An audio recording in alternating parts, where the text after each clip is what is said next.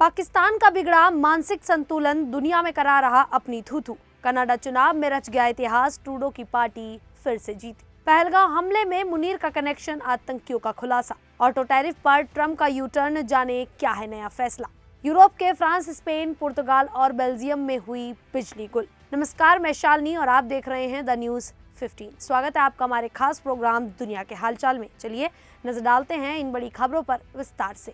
भारत और पाकिस्तान के बीच तनाव बढ़ता जा रहा है। अब पाकिस्तान का मानसिक संतुलन भी बिगड़ता हुआ नजर आ रहा है। हाल ही में हुए पहलगाम हमले के बाद पाकिस्तान लगातार भारत को उकसाने की कोशिश कर रहा है। एक तरफ वो LOC लाइन ऑफ कंट्रोल पर गोलीबारी कर रहा है, तो दूसरी तरफ दुनिया के कई देशों के सामने जाकर अपना दुखड़ा रो रहा है। पाकिस्तान अब बांग्लादेश को भी खुश करने में जुट गया है। इस्लामाबाद में पाकिस्तान के उच्चायुक्त सैयद अहमद मारूफ ने हाल ही में बांग्लादेश के विदेश सचिव मोहम्मद जसीम उद्दीन से मुलाकात की। उन्होंने भारत और पाकिस्तान के बीच के तनाव की जानकारी दी और बांग्लादेश पाकिस्तान व्यापार फोरम की भी चर्चा की। हालांकि भारत से तनाव के कारण पाकिस्तान के विदेश मंत्री की अप्रैल में प्रस्तावित ढाका यात्रा स्थगित कर दी गई थी। इसके बावजूद पाकिस्तान बांग्लादेश से रिश्ते सुधारने की कोशिश कर रहा है ताकि अंतर्राष्ट्रीय समर्थन हासिल कर सके। पाकिस्तान केवल बांग्लादेश ही नहीं बल्कि चीन और पश्चिम देशों को भी अपने पाले में लाने की कोशिश कर रहा है, लेकिन इस सब के बीच वह खुद को पूरी दुनिया में मजाक बनाता हुआ नजर आ रहा है। पाकिस्तान के रक्षा मंत्री ख्वाजा आसिफ ने हाल ही में यह स्वीकार भी किया कि पाकिस्तान का आतंकवादी संगठनों को समर्थन देने और उन्हें फंड करने का इतिहास रहा है। इस बयान पर भारत ने तीखी प्रतिक्रिया दी। संयुक्त राष्ट्र में भारत की उप स्थायी प्रतिनिधि राजदूत योजना पटेल ने पाकिस्तान को दुष्प्रचार और झूठे आरोप फैलाने के लिए फटकार लगाई। उन्होंने कहा कि पाकिस्तान की यह स्वीकारोक्ति साफ करती है कि वह वैश्विक आतंकवाद को बढ़ावा देने वाला देश है। तो वहीं कनाडा के आम चुनावों में खालिस्तान समर्थक और NDP के नेता जगमीत सिंह को बड़ा झटका लगा है। उनकी पार्टी को इस बार सिर्फ 7 सीटों पर जीत मिली है, जबकि 2021 के चुनाव में पार्टी ने 25 सीटों पर जीत हासिल की थी।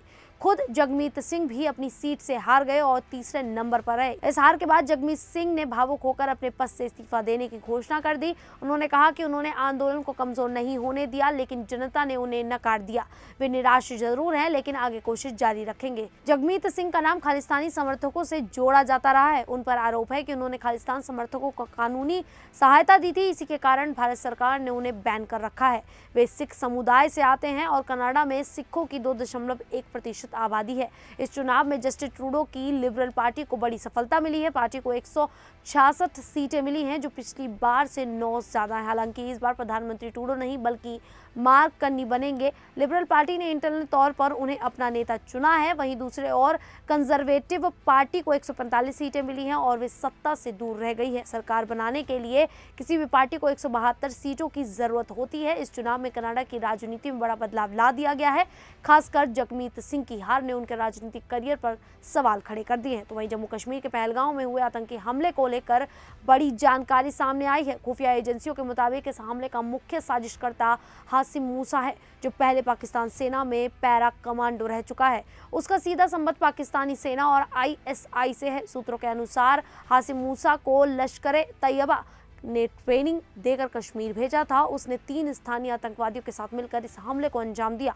हमला करने के समय ये आतंकी भारतीय सेना की वर्दी में थे ताकि किसी को शक ना हो। इस बार आतंकियों ने पर्यटकों को निशाना बनाया, जिससे घाटी में डर और तनाव का माहौल बन सके। ये पहली बार है जम्मू कश्मीर में पर्यटकों पर इतना बड़ा हमला हुआ है। हमले के पीछे पाकिस्तान की गहरी साजिश मानी जा रही है। सूत्रों ने यह भी बताया कि हासिम मूसा को गुप्त अभियानों की ट्रेनिंग है और वह पहले भी कई आतंकी घटनाओं में शामिल रहा है। भारतीय सेना की पहली प्राथमिकता अब उसे मार गिराना है। इस हमले को लेकर पाकिस्तान के वरिष्ठ पत्रकार आदिल राजा ने भी बड़ा खुलासा किया है। आदिल के अनुसार हमला पाकिस्तानी आर्मी चीफ मुनीर के इशारे पर हुआ। मुनीर भारत के खिलाफ तनाव बढ़ाकर अपने 5 साल के कार्यकाल को पक्का करना चाहते थे। हमले से 3 दिन पहले मुनीर ने एक भड़काऊ भाषण दिया था, जिसमें उन्होंने भारत के खिलाफ जहर उगला था। इसी वजह से अब इस हमले की जिम्मेदारी सीधे मुनीर पर डाली जा रही है। तो वहीं अमेरिका के राष्ट्रपति डोनाल्ड ट्रंप ने ऑटोमोबाइल सेक्टर पर लगने वाले टैरिफ में राहत देने का फैसला किया है। ट्रंप प्रशासन ने अब ये तय किया है कि वे विदेशों से आने वाली कारों और ऑटो पार्ट्स पर कई तरह के टैरिफ एक साथ नहीं लगाए जाएंगे।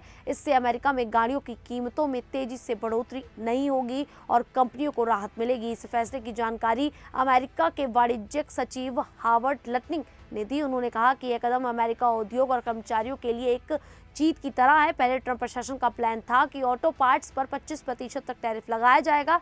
इसे राष्ट्रीय सुरक्षा का मामला बताया गया था, क्योंकि ज्यादा विदेशी आयात से अमेरिकी ऑटो इंडस्ट्री पर असर पड़ रहा था। लेकिन जैसे ही टैरिफ की घोषणा हुई, कई ऑटो कंपनियों और उपभोक्ताओं ने विरोध करना शुरू कर दिया। निसान जैसी कंपनियों ने मेक्सिको में उत्पादन रोक दिया, जिससे नौकरियों पर खतरा पैदा हो गया। बढ़ती कीमतों और सप्लाई चेन की दिक्कतों के चलते अब ट्रंप प्रशासन ने कुछ राहत देने का फैसला किया है। अब जो कंपनियां अमेरिका में गाड़ियां असेंबल करती हैं, जैसे कि टोयोटा और BMW, उन्हें विदेशी पार्ट्स पर कम टैरिफ देना होगा। इससे उनकी उत्पाद लागत कम होगी और उपभोक्ताओं को भी ज्यादा कीमत नहीं चुकानी पड़ेगी। ट्रंप ने टैरिफ को अपने व्यापार नीति का बड़ा हथियार बनाया है, लेकिन इस बार उन्होंने लचीलेपन दिखाते हुए घरेलू उद्योग और नौकरियों को बचाने के लिए ये बदलाव किया है। यूरोप के कई देशों में ब्लैकआउट हो गया। फ्रांस, स्पेन, पुर्तगाल और बेल्जियम में बिजली सप्लाई ठप हो गई। खबर यह भी है कि बिजली कटने से हवाई और मेट्रो सेवा पर असर पड़ा है। इससे जनता को काफी परेशानी हो रही है। बिजली क्यों कटी, फिलहाल इसकी वजह की जांच की जा रही है, लेकिन साथ ही ये माना जा रहा है कि ये एक साइबर हमला भी हो सकता है। Spain national grid operator Red Electrica ने बयान जारी कर बताया कि पूरे देश में बिजली आपूर्ति बहाल करने के लिए सेक्टर कंपनियों के साथ मिलकर कई ठोस कदम उठाए जा रहे हैं। इसके अलावा पुर्तगाल के ग्रिड ऑपरेटर ई-रेडेस ने भी बताया कि यह संकट यूरोपीय पावर ग्रिड में आई समस्या के कारण उत्पन्न हुआ है। इस ब्लैकआउट के केवल परिवहन सेवाओं को ही प्रभावित नहीं किया, बल्कि अन्य प्रमुख योजनाओं को भी बाधित कर दिया है। मैड्रिड में चल रहे वार्षिक clay court tennis tournament Madrid open पर भी इसका काफी ज्यादा असर पड़ा है। बिजली कटने से कई मैचों को स्थगित करना पड़ा। बता दें कि यूरोप में इससे पहले भी छोटी तकनीकी गड़बड़ियों की वजह से बड़े ब्लैकआउट हुए हैं। साल 2003 में स्विट्जरलैंड में एक पेड़ से बिजली लाइन कटने के बाद पूरा इटली अंधेरे में डूब गया था। इसीलिए इस बार भी तकनीकी समस्या या साइबर हमला, दोनों ही संभावनाओं को ध्यान में रखकर जांच की जा रही है। खैर, अब इस पूरे मामले को लेकर आप लोगों की क्या राय है, आप हमें कमेंट करके जरूर बताइएगा। फिलहाल अभी के लिए इतना ही। फिर हाजिर होंगे ऐसी ही देश और दुनिया से जुड़ी बड़ी खबरों के साथ। तब तक के लिए देखते रहिए द न्यूज़ 15।